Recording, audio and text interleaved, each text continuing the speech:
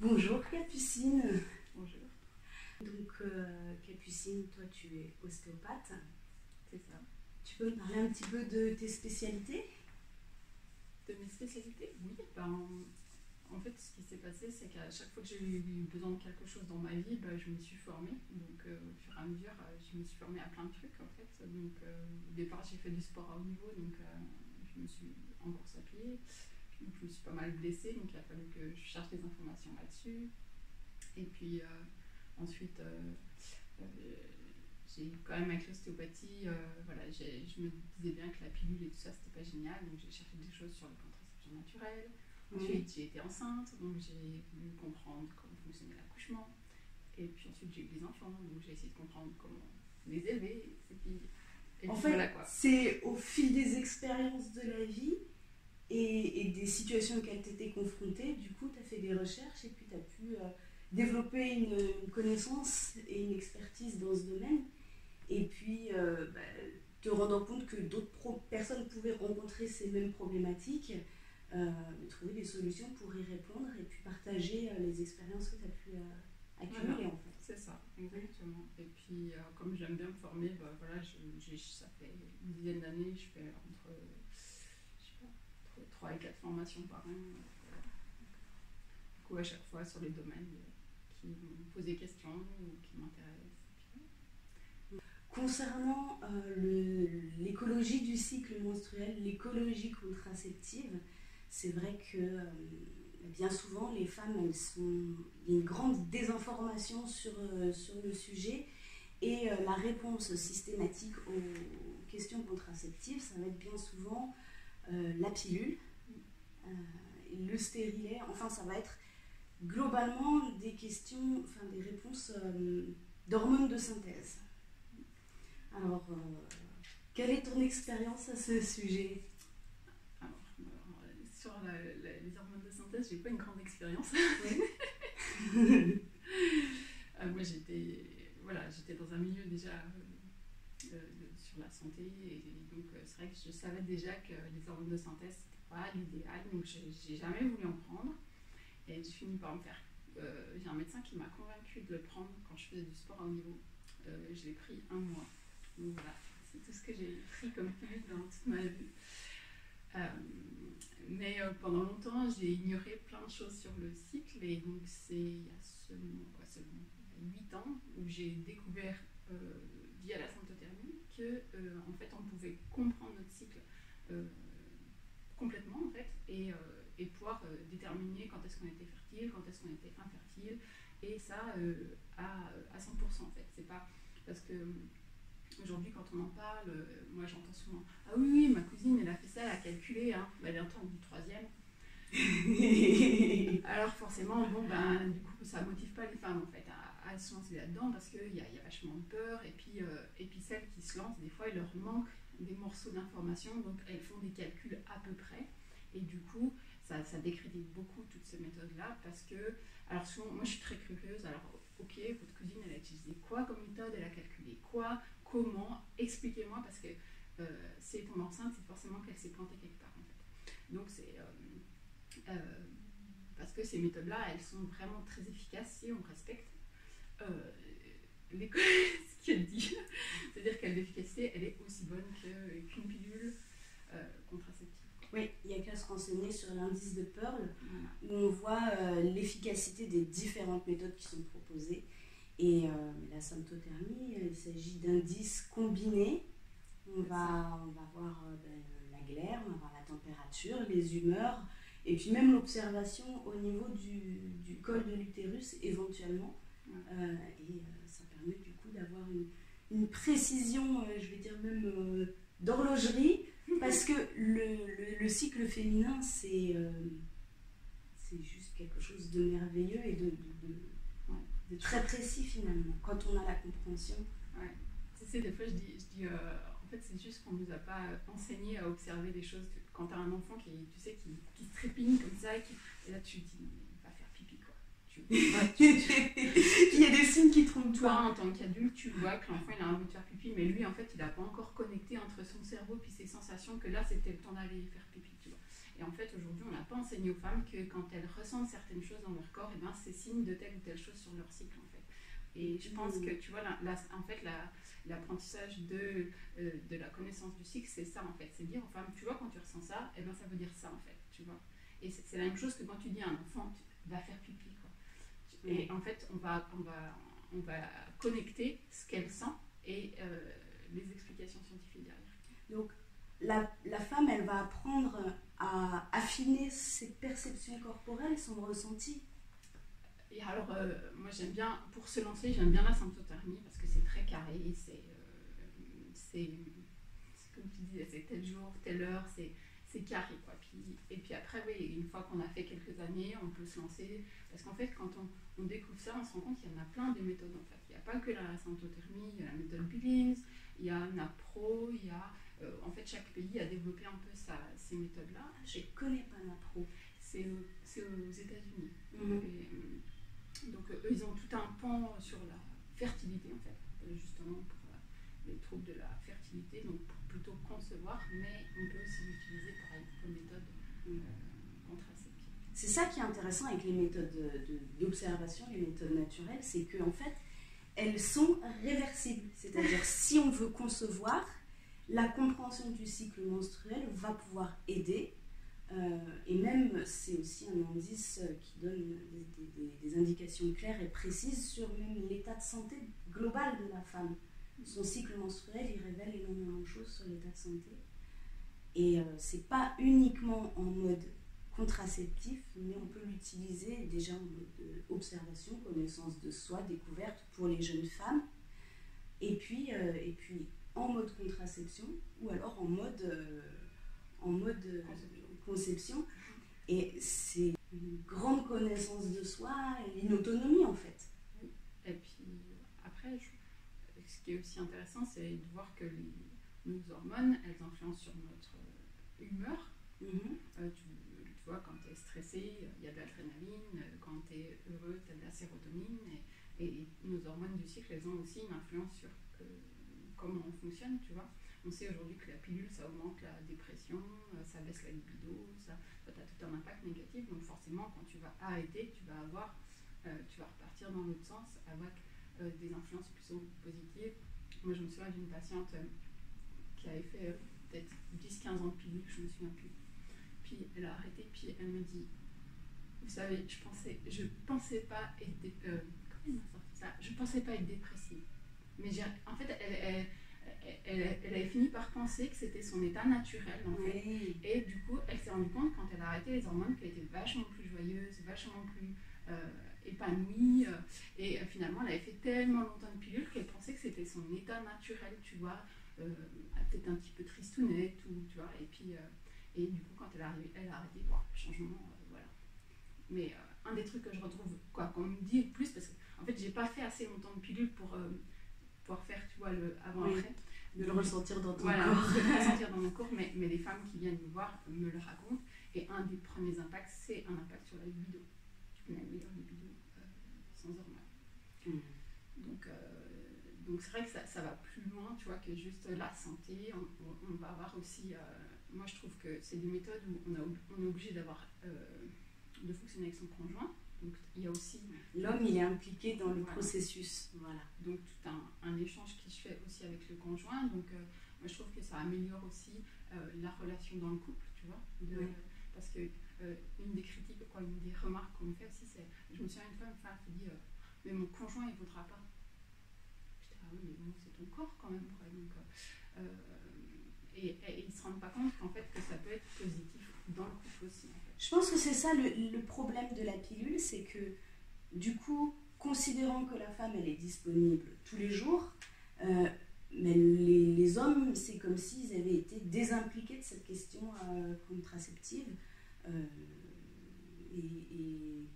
Et c'est aussi tout un apprentissage, que ce soit de la non-éjaculation systématique. En fait, l'homme, il est à nouveau impliqué dans cette dynamique de projet de conception ou de contraception. Et puis oui, c'est vrai que tu viens d'en parler, mais c'est vrai que du coup, c'est compliqué de parler de la contraception sans parler de la sexualité. Forcément, tu vois, les deux vont être liés, et forcément, si tu bouscules la contraception, tu vas bousculer la sexualité aussi du couple. Et du coup, il y en a qui ne sont pas prêts à faire ce changement-là aussi. Ça permet de découvrir aussi une autre forme de sexualité finalement, parce que si on est en mode contraceptif, pendant la phase où la femme elle va être fertile, il y aura une sexualité différente, sans pénétration, ou alors on va utiliser le diaphragme, d'autres outils en fait. Et c'est quoi, voilà. En fait, c'est juste implique des modifications et des changements. Et toi, dès qu'on change, eh ben, c'est compliqué. Quoi. Ça oblige à sortir un peu de tes habitudes. Quoi. Mais après, quoi, je trouve que tu vois, c'est important aussi parce que de dire que pour moi, il n'y a pas que ces méthodes-là. Tu vois, il y a aussi d'autres choses en fait. Parce que je vois les femmes qui ont déjà eu des enfants et qui en veulent plus du tout, mais qui ne sont pas prêtes à se lancer là-dedans, mais qui aussi en ont marre des hormones, qui ne sont pas prêtes à mettre un stérilet. On peut aussi beaucoup parler de la vasectomie. Oui. C'est un de mes grands sujets aussi parce que je trouve que ça c'est une méthode qui est fiable, qui est vraiment bien pour ces couples-là. Et en fait, à chaque étape de la vie d'une femme, elle peut aussi avoir une contraception différente. Et moi, je sais ça a beaucoup changé en fait. Au départ où je faisais la symptothermie vraiment carrée, rigoureuse, et puis voilà, il y a eu des périodes où j'avais moins besoin que ça soit rigoureux, qu'un bébé serait le bienvenu, tu vois, aussi, suivant où tu en es dans ta vie. Et puis il y a des périodes où là, c'est bon, les bébés c'est terminé, on arrête. Et là... Alors c'est vrai que bien souvent, il y a Claire, notre formatrice en symptothermie, nous racontait que il arrivait des femmes qui, au cours du cycle, au moment où elles arrivaient en période de fertilité, se disaient « Oh bah ouais, en fait, pourquoi pas ?» Et finalement, c'était pas forcément un réel projet, mais les hormones vont influencer aussi les envies, les humeurs, et puis c'est important qu'au sein du couple, le projet soit vraiment bien clair, et si on est prêt à accueillir un enfant, ben voilà, il faut que ce soit clair aussi, quoi. Mais concernant l'implication de l'homme, je te parlais tout à l'heure de la non-éjaculation, est-ce que tu as déjà entendu parler de la rétention séminale? Oui. Alors, dans les rapports intimes, c'est vrai que ça pousse à une meilleure connaissance aussi de l'homme, de son propre corps, de son propre processus physiologique. Parce que quand l'homme retarde l'éjaculation, retient son éjaculation en fait, il va découvrir des sensations corporelles qui sont complètement différentes et pouvoir avoir une autre forme d'orgasme en fait. Parce que chez l'homme, l'orgasme et l'éjaculation sont deux choses complètement différentes qu'on a tendance en fait à associer parce qu'elles sont bien souvent liées. Mais quand l'homme il apprend à retenir l'éjaculation, mais ça va décupler aussi le plaisir pour l'homme. Donc en fait... Mais tu l'utiliserais comme un contraceptif?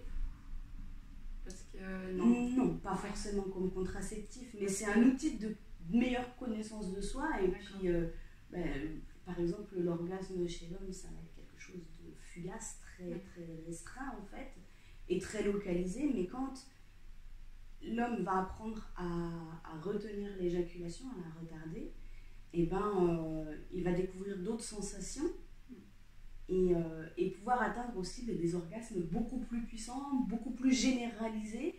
Et je trouve que c'est quand même intéressant à expérimenter, quoi. Par rapport à la contraception, parce que ce qu'on parlait, souvent il y a aussi des fausses croyances. Et par rapport à ça, en fait, on sait que dès que l'homme il est en érection, tu as du liquide séminal qui va quand même couler, et dedans il y a des spermatozoïdes. Et donc c'est pour ça, il y a quand même un risque de concevoir en fait si tu as une pénétration sans éjaculation, tu vois, parce qu'en fait il y a ce premier liquide qui va avoir des spermatozoïdes. Mais ça, si tu le sais pas, tu peux pas le deviner, quoi. Je connais des bébés nés de cette manière-là. Oui. Donc tu peux pas l'inventer. C'est pour ça que c'est important de se former et d'avoir les connaissances, tu vois, jusqu'au bout, tu vois, dans la compréhension. moi, je trouve que finalement, une fois qu'on a tous les outils, puis on sait comment ça fonctionne, et ben après, on est libre, tu vois, d'explorer d'autres choses sur la sexualité. Mais moi, je me souviens pourtant, tu vois, j'ai fait bio, j'ai fait l'école d'ostéo, donc on a revu des trucs sur le cycle féminin. Mais quand j'ai découvert Claire Michelin particulièrement, puis ensuite j'ai fait les formations Billings, et je suis aussi pas mal des Américaines qui font la NAPRO là, et ben à chaque fois tu te dis, mais on nous a menti quoi. Ça rajoute en fait des clés de compréhension. Ouais, tu vois. Et tu comprends pourquoi les femmes elles ont eu des accidents en fait, ou pourquoi, tu vois. Une fois que tu sais que par exemple le stress ça va modifier ton cycle, et aujourd'hui, qui n'a pas une vie stressante, tu vois, il n'y en a pas beaucoup. Moi je pense qu'à peu près une fois par an j'ai un cycle qui est différent des autres, tu vois, parce que j'ai eu un gros stress, parce qu'il y a eu un truc qui s'est passé, et du coup forcément je vais avoir une ovulation qui est décalée, donc tu vois je vais avoir toi tu vas avoir quelque chose qui va se passer, qui va se modifier ton cycle, et si tu sais pas l'identifier, ben là tu peux avoir des accidents en fait.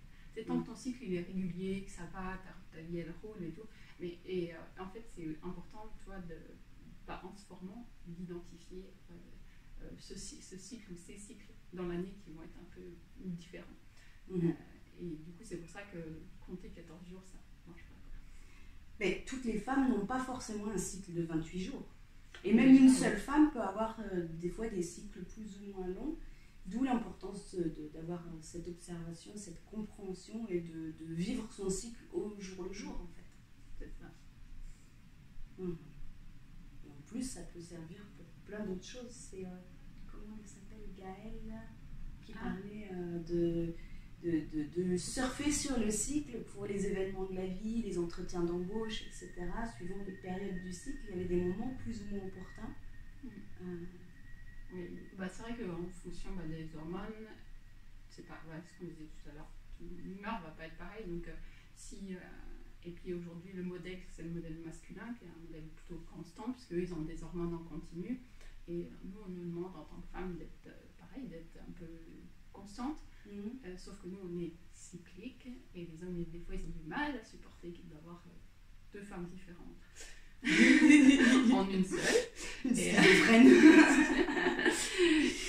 Mais nous, en tant que femmes, on aurait intérêt à comprendre et à modifier aussi son agenda et son emploi du temps en fonction de notre cycle. Donc, même sur l'entraînement sportif, toi, tu peux, en fonction du cycle, ne pas avoir les mêmes choses en fait. Et si on apprend ça, du coup on va aussi mieux vivre, parce que du coup aujourd'hui, moi ce que je vois, c'est que les femmes elles subissent en fait les phases où elles sont pas bien dans le cycle, où elles subissent au lieu de l'utiliser, quoi. Alors après, je pense que c'est important d'être dans la compréhension et pas d'être dans le jugement du bien ou du mal. Tout comme pour la question de l'allaitement, on fait comme on peut. Il ne faudrait pas culpabiliser les femmes parce qu'elles vont choisir telle ou telle méthode suivant leur phase de vie. Je me souviens que moi j'ai eu plusieurs phases. J'ai eu une période où très, très peu de temps j'ai utilisé la pilule contraceptive. Alors comme moi j'étais pas habituée à prendre des médicaments, j'avais pas forcément le réflexe de prendre toujours à la même heure et tout, et j'ai vite réalisé que ça ne me convenait pas. Alors pendant quelques années j'ai un petit peu bricolé, mais après mon deuxième enfant, j'ai fait poser un stérilet. Au départ, pour moi, le stérilet en cuivre, c'était le moins intrusif, quoique, mais je me disais, j'ai pas envie d'avoir des hormones, etc. Et j'avais quand même un cycle, des menstruations très importantes, douloureuses et tout, et la gynécologue à l'époque a réussi à me convaincre d'opter pour le stérilet Mirena, celui aux hormones. Et je me disais, ouais, chouette, je ne serais plus embêtée avec cette question des pertes de sang. Mais j'avais quand même des questions. Je lui demandais, mais est-ce que ça ne perturbe pas des choses parce que c'est physiologique de perdre du sang? Et là, elle me rionnait en me disant, c'est ridicule votre question. Enfin, voilà, il y a beaucoup de femmes qui se trouvent dans devant un mur parce que c'est pas du tout le même regard. Et du coup, n'ayant pas d'autres solutions, elles vont se laisser convaincre finalement. Et donc moi, pendant quelques années, j'ai porté le stérilet hormonal Mirena.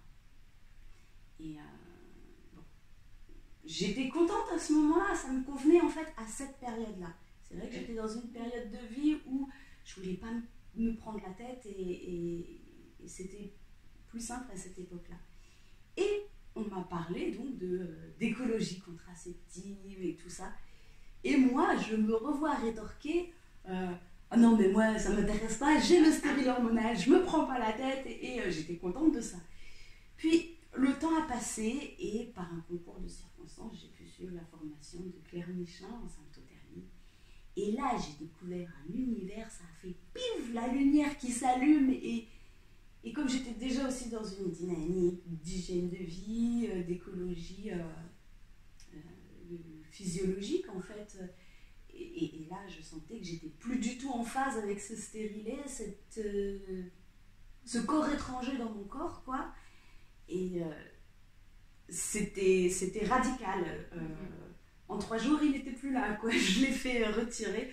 Et j'ai même pas expliqué à la gynécologue que juste je voulais passer aux contraceptions naturelles, parce qu'elle aurait... oh là là, ça aurait été scandaleux. J'ai dit juste, je veux concevoir... je dois attendre un moment et tout. Non, tout de suite, c'est bon. Alors que finalement, une femme qui va arrêter une contraception hormonale, il y a un temps de résilience, un temps pour que les choses se remettent en place avant d'envisager concevoir. Parce qu'il y a toute une écologie dans le... C'est un écosystème, en fait, qui doit se rétablir. Ça, c'est pas évident. Parce que, donc, Claire Michin, elle nous disait 9 mois. Le temps que les hormones elles soient un peu éliminées par notre corps. Mais j'avais lu des endroits où disaient qu'ils retrouvaient des traces des hormones de la pilule jusqu'à 5 ans après. Wow. Donc, ouais, tu vois, c'est un peu... mais je trouve ça bien, toi, ton témoignage, parce qu'effectivement, il y a plein de femmes qui vont choisir des méthodes avec des hormones par rapport à des troubles de leur cycle, en fait, tu vois. Des saignements, des jeunes filles pour réguler leur cycle. Voilà, des maux de tête, des migraines, tu vois, tu as toute une liste comme ça. Mais en fait, tu masques le problème et en fait, il y a des solutions naturelles, tu vois. Toi, tu connaîtras, mais tu connais, c'est ton domaine, l'alimentation, voilà, équilibrée, ou des trucs mécaniques, l'ostéopathie, voilà, sur les douleurs de règles. On va mixer des fois plusieurs choses pour arriver à un cycle qui est non douloureux, à des règles qui sont en quantité normale et en fait la physiologie, tu vois, du cycle, on n'est pas censé avoir un syndrome prémenstruel, on n'est pas censé avoir mal, on n'est pas censé avoir les seins qui gonflent. Et en fait, tout ça, tu vois, c'est hyper normal. C'est normalisé, voilà. Normalisé, quand tu tapes cycle menstruel ou menstruation sur Internet, tu vas avoir systématiquement des images de femmes qui se tordent de douleur, des antalgiques, des trucs comme ça, comme si c'était normal. Et je trouve ça vraiment dommage parce que finalement, le cycle menstruel, il est censé, physiologiquement parlant, je veux dire, être harmonieux, non douloureux, et physiologiquement, c'est combien qu'on est censé perdre en... 70 millilitres 70 millilitres, voilà, par cycle. Donc c'est très peu. Tu vois, c'est comme la digestion. Quand tu manges, et tu digères, et puis tu n'es pas censé avoir mal, en fait. Si tu as mal à l'estomac, tu vas voir ton médecin. Tu fais quelque chose, tu vois. Mais pourtant, quand tu as mal au ventre pour tes règles, les femmes, elles font rien.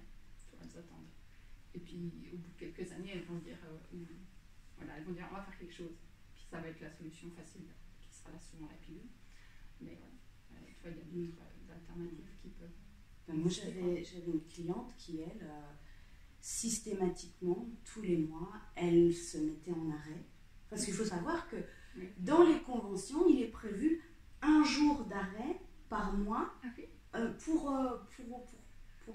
les douleurs de règles, quoi, pour les femmes. Je savais pas. Et donc cette cliente, elle avait des douleurs atroces à chaque cycle. Et même en prévision, le soir, quand elle sentait, elle avait telle douleur, suivant l'intensité de sa douleur, elle anticipait parce qu'elle savait que bien souvent elle pouvait être réveillée par les douleurs.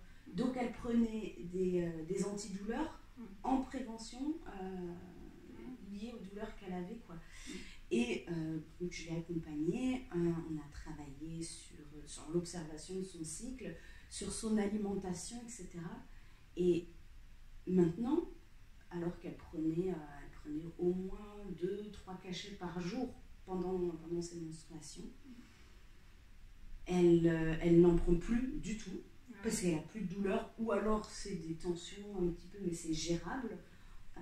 Elle a appris à comprendre, à connaître et à vivre avec son cycle naturellement. Et en fait, mais elle s'est révélée à elle-même et ça change la vie en fait, littéralement. Et moi je trouve ça juste magnifique en fait de voir des personnes que j'accompagne mais littéralement se transformer au fil des mois. Et voilà, c'est juste magnifique, quoi. Parce que ça change des vies. Par exemple, cette femme, elle aimait manger de la viande. Et tous les jours, elle mangeait de la viande.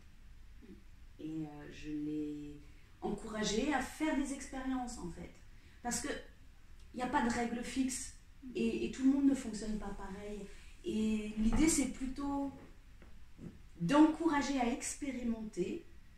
Disons, on va se dire, ok, tu fais une expérience pendant 3 semaines, parce que c'est cyclique. 3 semaines, ça permet d'avoir vraiment un impact et puis une bonne compréhension, une bonne vision des choses.